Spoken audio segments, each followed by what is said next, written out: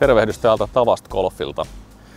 Meillä täällä järjestetään vuotuisesti 50 yritystapahtumaa ja ne koostuu monesta eri osasta. Meillä räätälöidään asiakkaan näköiseksi tapahtuma. Tänään esimerkiksi meillä täällä on EET Groupin kilpailu, jossa pelaajia on noin 70.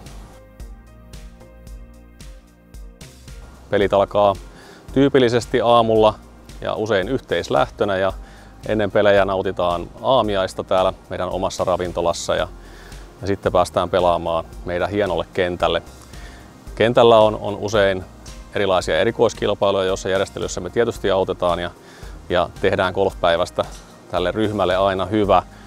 Ja sitä ei voida luvata, mitä tänään täällä tapahtui, eli yhdellä väylällä tehtiin hole in one, mutta se mitä voidaan luvata on kaikille hyvä ja aurinkoinen keli, niin kuin meillä tapanaan sanoa, että Tavastissa paistaa aina.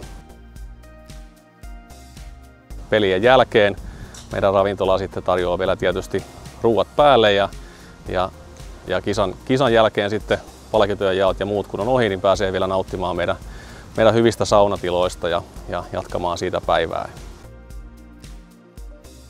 Ei muuta kuin tervetuloa Tavast Golfiin.